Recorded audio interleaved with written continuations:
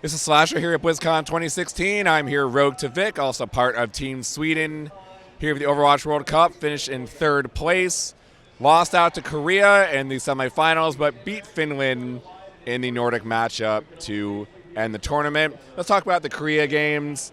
Korea was able to beat the US, then Russia, go undefeated to win the championship. You've been able to play the Korean teams quite a lot. You're going back to Korea right after BlizzCon is over. Was this surprising to you at all? No, not at all actually. I kind of saw it when I saw the roster, and after having been played or like being able to play in Korea versus them, I kind of saw it coming. At first, like when this whole thing was announced, I didn't think Korea would be like this good. I still believe that Sweden would like be like the team to beat, but instead it turned out to be that Korea would be the team to beat, just because like they like actually like practice like properly and things like that, just like before this tournament even happened, and like it did show really that they had like the teamwork that of like an actual proper team rather than this like mix teams, I guess you could say, because of like everyone is just getting voted in. There's so many different players from so many different teams, so I definitely saw it coming. Well, I mean, I had you guys as a favorite to win the tournament. Little side story, Tyrong told me that he saw my power rankings in Discord and that it really pissed them off, and they wanted to make sure that they would win the tournament. So my bad for for that one. But what do you think was the biggest problem for you when you played them in the semis? I think our biggest problem was because like we weren't 100% coordinated when it comes to like pushing, disengaging, or like things like that. People were doing kind of like their own thing, not really, but it's still like the instant reactions would always be different, just because we come from so many different teams and we all have our different way of playing the game, or like how to react to the game, which made like the biggest difference in how we played, or like why we lost versus Korea, I believe. You just won APAC. I would say you are the best team in the world right now and the favorites to win OGN. Is there any more pressure now that Korea had won the World Cup, now going back to OGN? No, I don't think so, because then it's gonna be different. And let's just say that like this Korean team is like literally a superstar team. You have like the best players on the best heroes in kind of current meta on each role in the Korean team. So I mean, I wouldn't say it creates some like pressure onto us, because I rather think that it's more pressure onto them, because they want to keep this momentum, you can say, from winning the World Cup, and then they want to keep that and like go into Apex and like win versus us, the Rogue team that is, because we beat them in APAC, and I just believe that it's more pressure on them rather than on us. You have the most experience playing the Korean teams, the competitive Overwatch. What do you think is the biggest difference between them and the North American, European teams? I would definitely say they are a lot more. I don't know if you can say they're a lot more coordinated, but like if you say like on average per team and like compare that to EU and NA, I'd definitely say they are more coordinated on average. But the biggest difference is the DPS players, because in Korea, I wouldn't necessarily say that DPS players is the superstars. There are a few. Oh, there's a few of them, but I'd rather say that it's the supports and the tanks, or like the flex, that is like the little superstars of the teams that is playing in Korea right now.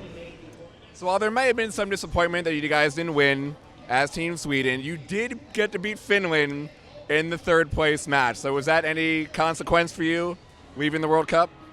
I mean, I definitely say it's worth it, you know, because, well, there's just the huge rivalry between Sweden and Finland, and that just like stretches out to all sports, like especially hockey, because of, well, it's just a big rivalry, and well, it feels really, really great beating Finland just because of this rivalry. I'm sure Taimu is not happy at all. So there are two big announcements that came out of BlizzCon this weekend. The first, the biggest one, of course, is the League next year, one that's been rumored for quite a while, since the beginning of 2016. You're going to have cities, you're going to have salaries, you're going to have a structured league set up, more like the LCS, or more not like the open setup that we've had in Overwatch so far. What are your general thoughts of everything you heard? I think it's amazing, actually, just because it creates like so much stability, assuming like everything goes as planned, like everything works.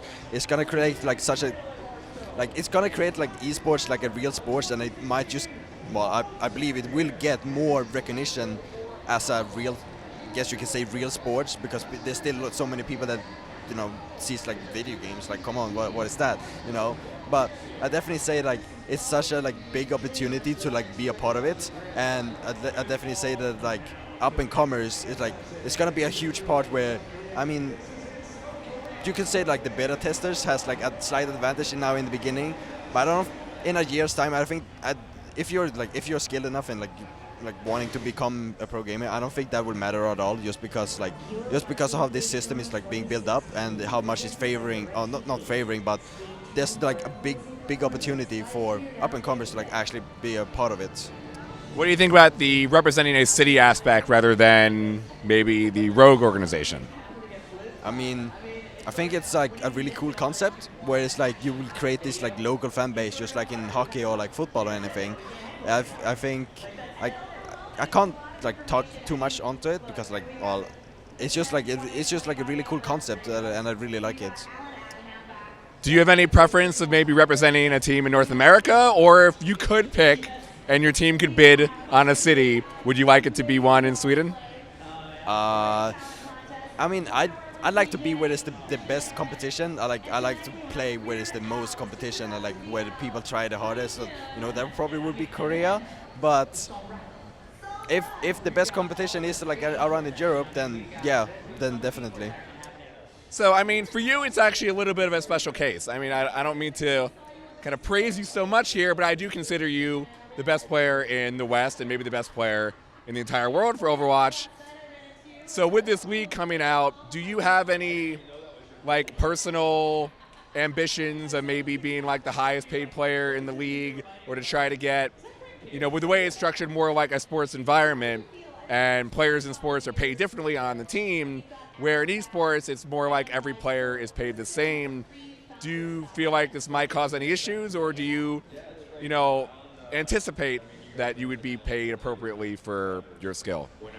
I think because of like if players starts to being paid differently, I think it might just cause like some discomfort in the beginning, but I think that's like gonna fade away. But I mean, my own goal is basically like being the best player and then being in the best team, like winning. Like that's the only, like my only concern, or like my only ambition, you could say. Whatever I'm being the most, like the highest paid player, as long as I'm winning, as long as my team is winning, I'm not too concerned. Of course, I have to look for myself and like look for the best case for myself. But winning is what actually matters. The other big announcement this weekend, of course, is the release of Sombra, finally. Of course, hacked into the opening ceremony. Never would have thought that happened. Did you get to play her at all?